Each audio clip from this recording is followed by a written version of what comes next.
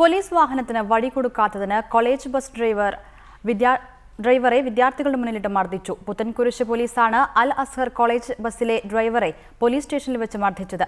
കേൾവിശക്തിക്ക് തകരാറ് സംഭവിച്ച ഡ്രൈവർ മൂവാറ്റുപുഴ താലൂക്ക് ആശുപത്രിയിൽ ചികിത്സയിലാണ്. തൊടുപുഴ അൽ അസ്ഹർ എഞ്ചിനീയറിംഗ് കോളേജിലെ വിദ്യാർത്ഥികളുമായി എറണാകുളത്തേക്ക് പോവുകയായിരുന്ന ബസിന്റെ ഡ്രൈവർ നിഷാദിനാണ് പോലീസിന്റെ മർദ്ദനമേറ്റത്. പോലീസ് വാഹനത്തിന് സൈഡ് കൊടുത്തില്ല എന്നാരോപിച്ചായിരുന്നു മർദ്ദനം. പുത്തൻകുരിശ് പോലീസ് സ്റ്റേഷന് മുന്നിൽ വണ്ടി തടഞ്ഞു നിർത്തി നിഷാദിനെ പിടിച്ചിറക്കി ചെകിട്ട് തടിച്ചു. പിന്നീട് പോലീസ് സ്റ്റേഷനിലേക്ക് കൊണ്ടുപോയി മർദ്ദനം തുടർന്നുവെന്നും നിഷാദ് പറയുന്നു. നിന്റെ വണ്ടിക്കകത്ത് രോഗികളുണ്ടോ ചോദിച്ചു. ഞാൻ പറഞ്ഞു എൻ്റെ രോഗികളല്ല, എൻ്റെ വണ്ടിക്കകത്ത് കുട്ടികളാണെന്ന് പറഞ്ഞു. ചോദിക്കപാടെ എന്റെ കണ്ണുകുട്ടിക്ക് അടിക്കുകയായിരുന്നു. ബസ്സിലുണ്ടായിരുന്ന അധ്യാപകരും വിദ്യാർത്ഥികളും പ്രതിഷേധിച്ചപ്പോൾ മാത്രമാണ് പോലീസ് മർദ്ദനം അവസാനിപ്പിച്ചത്. ശരിക്കും ഇറങ്ങി വന്നിട്ട് എന്തോ പറഞ്ഞു, ഇല്ലെന്ന് പറഞ്ഞപ്പോഴേക്കും ഒറ്റയടി കാരണം കവിളത്തിന് തന്നെ കൊടുത്ത്. കാരണം ബസ്സിലിരുന്ന് ഇത്രയും പിള്ളേർ കണ്ട. കേൾവിശക്തിക്ക് സാരമായി തകരാർ സംഭവിച്ച നിഷാദ് മൂവാറ്റുപുഴ താലൂക്ക് ആശുപത്രിയിൽ ചികിത്സയിലാണ്.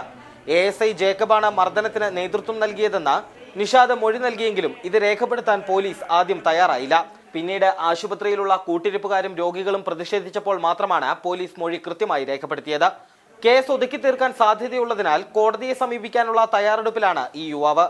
യദു നാരായണൻ, റിപ്പോർട്ടർ, ഇടുക്കി.